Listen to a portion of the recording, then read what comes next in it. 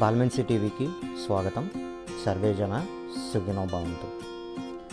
మనం హేలాపురిలో అదేనండి ఏలూరు పట్టణంలో ఉన్నటువంటి దేవాలయాల్లో భాగంగా ఈ వీడియోలో శ్రీ శ్రీ శ్రీ సౌభాగ్యలక్ష్మి దేవాలయం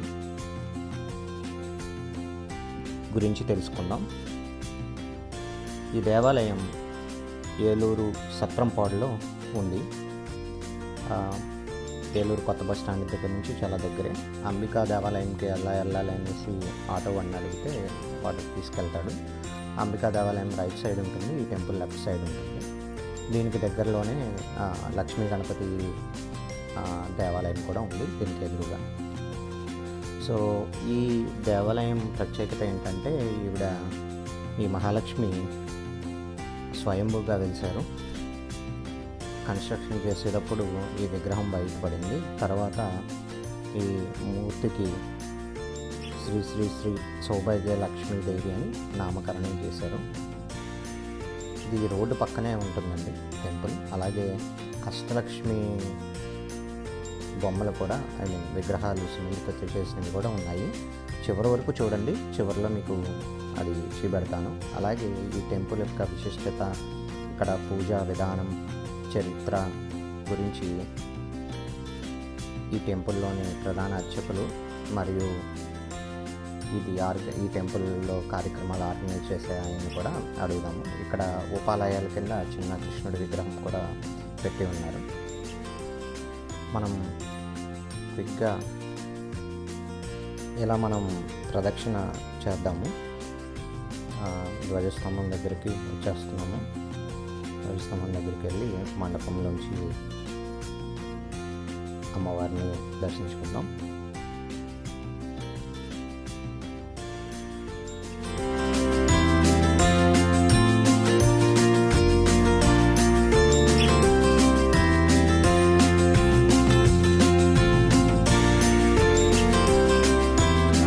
सर्वमंगलमांगल्ये शिवे सर्वार्थसाधिके शरण्ये त्र्यंबके देवी नारायणे नमोस्तुते महादेव्यै च विद्महे विष्णुपत्न्यै च धीमहि तन्नो लक्ष्मी प्रचोदयात् कात्यायनाय विद्महे कन्याकुमारी धीमहि तन्नो दुर्गे प्रचोदयात् वाग्देवी च विद्महे ब्रह्मपत्न्यै च धीमहि तन्नो वाणी प्रचोदयात् महाकाली महाशक्ति महासरस्वती सर्वदानि सौभाग्यलक्ष्मी देवी देवता सुवर्णदिव्या मतपुष्पां स्वयमेव श्रीमान् सुमर्या गोत्रोद्भवस्य అమ్మవారు సౌభాగ్యలక్ష్మి నామకరణం చేసి ఒక మట్టిలో తవ్వుతూ ఉండగా అమ్మవారు వచ్చారు.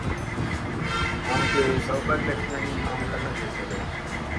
ఓం శుక్లాం వరదనం విష్ణుం దశవర్ణం చతుర్భుజం ప్రసన్నవదనం ధ్యాయే సర్వవిఘ్నోపశాంతయే మహాదేవ్యై చ విద్మహే విష్ణుపత్న్యై చ ధీమహి తన్నో లక్ష్మీ ప్రచోదయాత్ శ్రీ శ్రీ సౌభాగ్యలక్ష్మీ దేవతాభ్యో నమః. శ్రీమాత్రే నమః.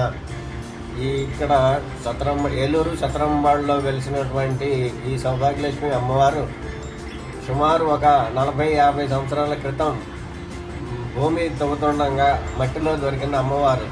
ఈ అమ్మవారిని సందుచివర చెట్టు కింద పెట్టి పూజలు చేస్తూ ఉండేవారు.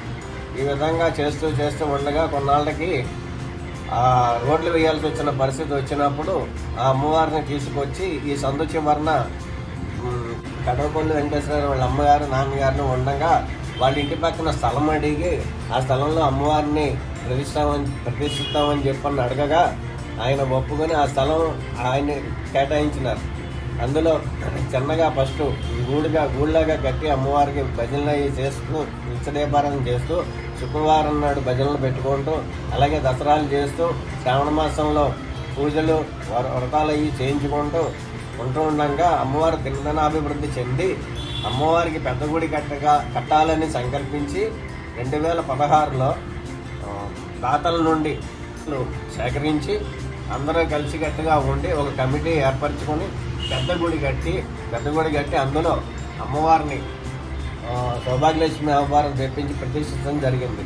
ఇప్పుడు ఇక్కడ జరిగే కార్యక్రమాలు శుక్రవారం నాడు పొద్దున్నే శ్రీచక్రాభిషేకము, తర్వాత అమ్మవారికి లక్ష్మీ సహస్రనామము, లలిత అష్టోత్తరనామము, కట్కమాల అష్టోత్తరాలు జరుగుతాయి. 10:30కి రాహుకాల పూజలు జరుగుతాయి. తర్వాత 12 గంటలకు రాహుకాల పూజలో కూర్చున్న భక్తులకు అన్నదానం ప్రసాదంగా పెట్టబడుతుంది. సాయంత్రం 8 గంటలకి పంచహారతలు ఇచ్చి అమ్మవారికి నీరాజన మంత్ర పుష్పాలు ఇచ్చి పంపించడం జరుగుతుంది. అలాగే అమావాస్య నాడు అమ్మవారికి గంగాభిషేకం జరుగుతుంది. శుక్రవారం నాడు పౌర్ణమి రోజున అమ్మవారికి పంచామృతాభిషేకము, శ్రీ లక్ష్మీ అమ్మవారి హోమం సహిత నవగ్రహ హోమం. అలాగే ప్రతి ఈ గుడి పైకప్పు చాలా అందంగా అలంకరించబడి ఉంది. అలాగే మండపం కూడా చాలా విశాలంగానే ఉంది. కూడా 10 రోజుల్లో కూడా శరన్నవరాత్రులు జరుగుతాయి. శ్రావణ మాసంలో మొత్తం వరలక్ష్మి వ్రతాలు చేయటం కానీ, అమ్మవారి పూజలు అయ్యి కానీ ఎంతకనాభివృద్ధిగా జరుగుతూ వస్తూ ఉంది. అమ్మవారు ఇచ్చిన అడిగిన కోరికలు తీర్చే సౌభాగ్య తల్లిగా ఈ గుడి దినదినాభివృద్ధి చెందింది. అలాగే ఈ సంవత్సరం నుంచి పాల్గొన్న పౌర్ణమి అంటే లక్ష్మీ జయంతి సందర్భంగా అమ్మవారికి లక్ష్మీనారాయణ కళ్యాణం కూడా చేయడం మొదలైంది. కానీ భక్తులందరూ గమనించి అమ్మవారిని దర్శించి తమ కోరికలు విన్నవించుకొని అమ్మవారి ఆశీస్సులు పొందగలరని ఆశిస్తున్నాను.